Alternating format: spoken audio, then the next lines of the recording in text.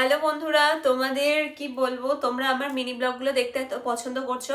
Recently আমি share করেছিলাম যে আমি কৃষ্ণনগর গিয়েছিলাম, তো ওখান থেকে কি কি কেনাকাটা করেছি সেগুলো আমি তোমাদেরকে দেখাচ্ছি। বেশি কিছু কিনতে পারিনি, সময় একটু কম ছিল। তবে হ্যাঁ, তার আগে আমি একটা দেখাবো, যেটা আমি একটা গিফট পেয়েছি, আমার একজন দিদি দিয়েছে। আমি নিজেও জানি না এর মধ্যে কি গিফট আছে, তাহলে চলো খুলে দেখি। তোমাদের সামনে আমি আনবক্স করছি, মানে আমি তো জানিও না এটার মধ্যে কি রয়েছে, মানে কিভাবে খুলবো আমি সেটাও বুঝতে পারছি না। দাঁড়াও, আচ্ছা এইভাবে খোলে, বেশ। উমা, লাড্ডু।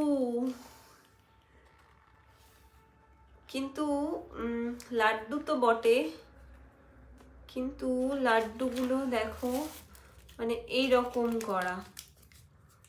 আচ্ছা, এটা বোধহয় ক্যান্ডেল হবে হয়তো। দেখো এখানে একটা ইয়ে রয়েছে, এই দেখো। আরে আমি তো লাড্ডুই ভেবেছিলাম। দেখো কি সুন্দর, আমি তো লাড্ডুই ভেবেছিলাম, মানে এটার মধ্যে দুটো আছে। চলো একবার জ্বালিয়ে ট্রাই করা যাক, ঠিক আছে? চলো এসো। তার আগে আমি একটু এটা রাখবো কোথায় তার ব্যবস্থা করে নিই। চলো আমি এইটার মধ্যে রাখবো, এই কাগজটা তো দেয়া যাবে না। চলো দেখি, আমি লাড্ডু ধরাচ্ছি আজকে।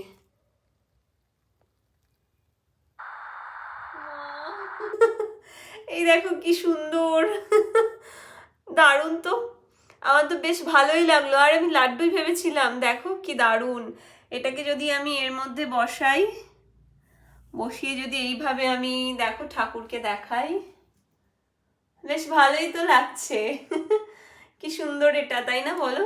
আমি তো ভীষণ খুশি হয়েছি। আমার এই ধরনের গিফটস পেতে ভীষণ ভীষণ ভীষণ ভালো লাগে গো। আমার খুব ভালো লাগলো, আমি খুব খুশি হয়েছি। থ্যাংক ইউ সেই দিদিকে, যে দিদি আমাকে এত সুন্দর একটা গিফট দিয়েছে। থ্যাংক ইউ সো মাচ, ভীষণ খুশি আমি।